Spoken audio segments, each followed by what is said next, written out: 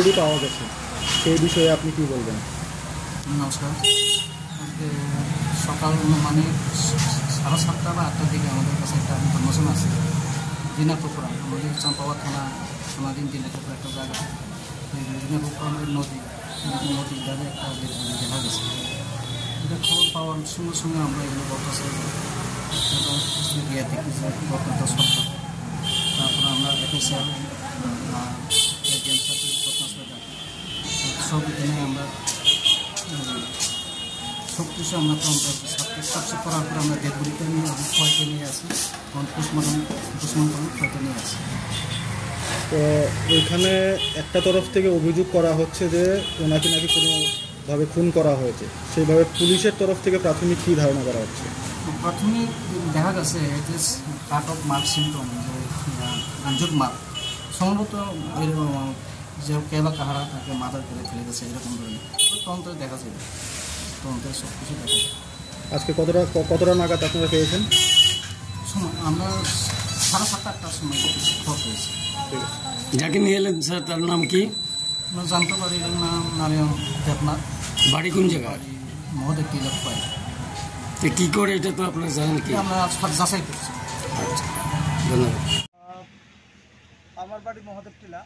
আমাদের মহাদেব টিলার নারায়ণ দেবনাথ, আমরা অনেকে তাকে টিটু বলে চিনি, তার বয়স 40 বছর।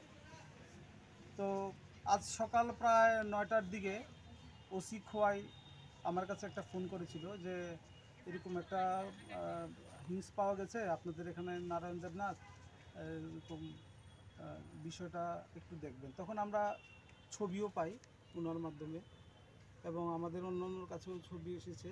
তো দেখলাম এখন হাসপাতালে আছি দাঁড়িয়ে, তোর ভাই আমাদের সাথে আছে। তো নারায়ণ দেবনাথ ও গতকালকে সম্ভবত সকালে 8টার পরে বাড়ি থেকে বেরিয়েছিল, তার ভাইয়ের যে বক্তব্য। তো এখন ডেড বডি পাওয়া গেছে দিলকোবরা, যেটা চাম্পর থানার আওতাধীন। এখন সেখান থেকে ডেড বডি আনার পর দেখলাম তার মুখমণ্ডলে আঘাত, ধারালো কোনো অস্ত্রের আঘাত আছে। তো বিষয়টা নিয়ে পরিবারের পক্ষ থেকে একটা এফআইআর করা হবে। আর বাকি কথা তো এখন কিছু বলতে পারবো না, তবে তাকে খুন করা হয়েছে এটা তার বডি দেখে যেটা বুঝলাম আর কি। বাকিটা ফরেনসিক দল বা পরিবারের পক্ষ থেকে যেটা অভিযোগ করা হবে, আপাতত এতটুকুই আমি জানি, এটা আপনাদেরকে জানালাম। পুলিশের পক্ষ থেকে প্রাথমিক কী ধারণা করা হচ্ছে? পুলিশের পক্ষ থেকে প্রাথমিক ধারণা, পুলিশ ওসি চাম্পরের সাথে একটু কথা বললাম, উনি বলল এটা ঘটনা কিছু একটা হয়েছে, এটা নর্মাল ডেথ না। ওনার যেটা ধারণা আমাদেরও মনে হয় এটাই হবে, তবে বাকি সবটাই নির্ভর করছে, আমিও অনুমান নির্ভরই কথা বলছি, সবটাই নির্ভর করবে তদন্তকারী দলের রিপোর্ট আসলে পরে দেখা যাবে, এটাই বিষয়।